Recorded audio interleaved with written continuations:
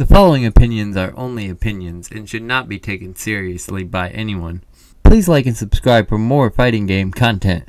The first game that's on the tier list is one that's difficult to place because of cyberbots, and it's not the game's fault, but I really just don't know. This game is not intuitive. I just find myself mashing buttons and now it says like my weapon's overheated. So like when it comes to comparing this game with other games, it's hard to give it full marks because it's weird. It's just kind of weird. Yeah, it's like a C tier game. The games that you would probably buy a fighting collection for are the Darkstalkers games, and the first one is the most forgettable.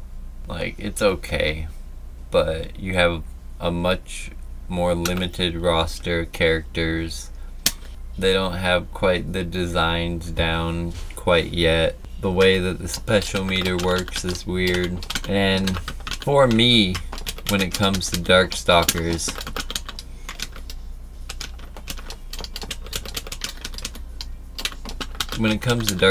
I much prefer it when they do the rounds the way that they do in Darkstalkers games, where it's not like round 1, round 2, round 3. They hadn't come up with their own thing yet. But I will say, I mean, it's got some things going for it. I mean, the sound in all the Darkstalkers games is really good. They've always got pretty good music, good visuals. But it's like, I don't think there's gonna be any F tier games. All the games are good, but this is like probably one of my least favorite in the whole collection. So comparatively, it gets a D tier. Which actually, if there was another one that I'd put in the D tier, it would be Hyper Street Fighter 2. Which is always good to have. Street Fighter 2 Classic. I'm not here to make everything about all the Street Fighter 2 editions, but there's a lot of them, and there are certainly some that feel better to play. Now, this game does have like all the characters in the roster and stuff, so that's cool. I guess, was this version missing from the 30th anniversary collection? So I guess they were just adding it to include, you know, to make sure that nobody was not included. The second game in the Darkstalker series, Night Warriors, is actually pretty close. I mean, a lot of people think this game's goated. I'm not gonna go that far, but this game is really good. You got the roster starting to come together. My homie Lele's in this game. They fixed whatever was wrong with the janky special meter system that they had in the last game. Like doubled the roster almost. And this game plays pretty well. If you don't like the way that they do the round system in the games, the Darkstalkers games after this one, this will probably be a lot of those types of people's favorite. I like that game though. I think it's actually one of the 2 best games in the collection.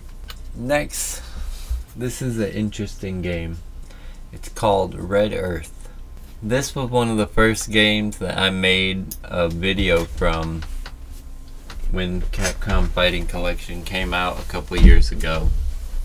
And the reason is because it's also different, but not in the same way as Cyberbot. This fighting game is like a boss rush fighting game. So I think that as a representative of the arcade era in this collection, that this game's pretty awesome. But I've never played this game against somebody. Like, first of all, I don't think it's very easy to find online games of Red Earth, but like, it's not really made for that, right? What it's made for is fighting the different bosses, and there are some pretty cool bosses. I think it's like B tier. Like, it's fun, but it's only fun for a little bit. you know, all these rankings are compared to the other game in the collection, because they're all good games. But compared to the other games, it's kind of mid. It's like right in the middle of the pack. This is called Gem Fighter. And this game actually, if you really like Red Earth, but just want something that's a little more traditional fighter, this game is has some interesting similarities. Now it's all chibi style, so you can take, you know, that however you will. I don't mind chibi style at all. It suits the game. And you got mix of Darkstalkers characters in. You also have rival schools, because Sakura's in this game.